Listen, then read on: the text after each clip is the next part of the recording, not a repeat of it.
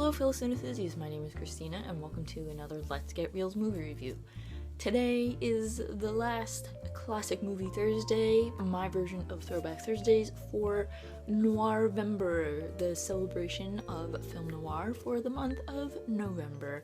And I am closing out Noirvember with one of my all-time favorite movies and one of my all-time favorite noirs out of the past.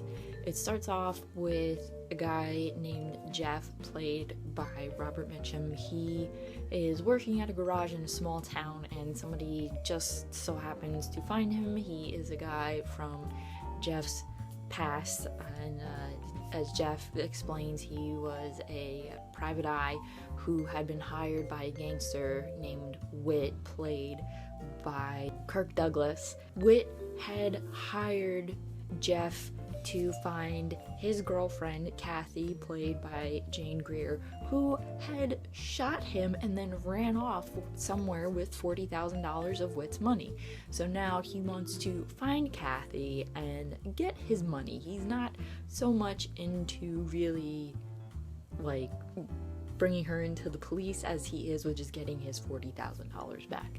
Jeff traces Kathy down to Mexico and he meets her, and of course she is beautiful and he falls in love with her, she falls in love with him, and Jeff reports back to Whit that he hasn't been able to find Kathy, that he traced her all over the place down wherever they are in Mexico, and he just can't find her. But, obviously he did, and he lied because he likes Kathy, and they meet back up in San Francisco. Unfortunately, they're found out, and when they had met up with each other because they had split for a while since they were found out, and they get back together, and the person who had found them out followed them somewhere, and him and Jeff got into a big fight, and Kathy shot him, and that was the last that Jeff and Kathy had seen each other up until this point, now that Jeff is being brought back by the man who had found him, and Whit wants to hire him for something, for a job, and it's really a frame up to get back at Jeff for not telling him about Kathy when he had sent Jeff to go find her. And the story plays out really, really well. I'm not going to give too much away, and the ending is kind of shocking in a way. I have just watched this movie for the first time in quite a while, and I have to say, I totally forgot the ending, and I was a bit shocked. I didn't remember what happened, and it kind of made me a little upset. I didn't want to see Robert Mitchum or Jane Greer die, no matter how evil Jane Greer was in this movie, and two-timing, and just so bad. I did not want to see her die. I adore Jane Greer.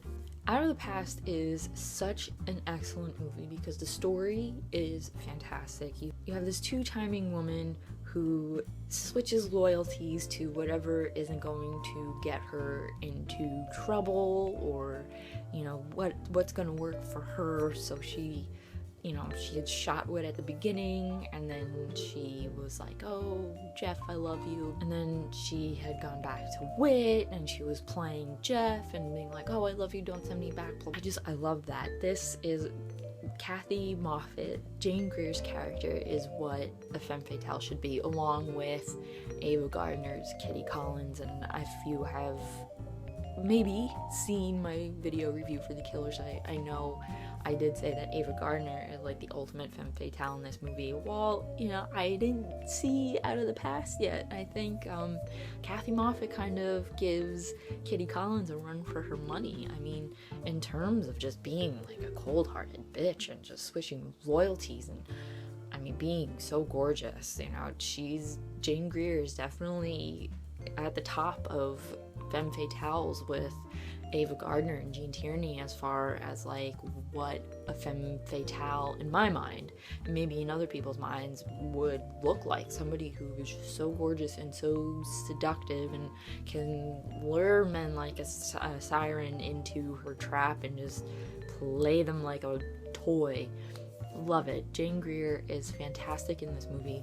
One scene that I think is like mandatory viewing for anybody who wants to know cinematography and direction, is when Jeff and that guy get into a fight and Kathy is just sitting there staring at them like no big deal. She doesn't move, she doesn't like yell at them to stop, she just looks at them standing to the side with this sinister look on her face. And I implore you, if you guys haven't seen this, go look up the stills. I mean, the stills alone for this movie and alone for that scene were just like mind-blowing. I love it. I love looking at pictures. I love looking at this movie in general. It's just so beautiful.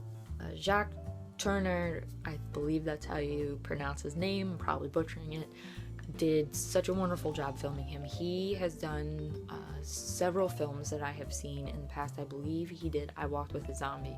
And I Walked with a Zombie, which I have reviewed before, is an excellent movie too. And the shadows and the lighting in that movie are just excellent. And Tourneur was just such a great director, and he really got down to the characters. He really filmed them in a great way, especially with Jane Greer in that one shot. I have to give it up big time to the cinematography in this movie, because the lighting and everything in this is just wonderful. I mean, I don't know what I can intelligently say about the lighting. It's just beautiful. Everything about this movie, the way it was lit and the way it was filmed, was just so beautiful. And I had always known that. I had always loved the way the movie was filmed. And like I said, I love the stills, so I'm always looking at pictures of it.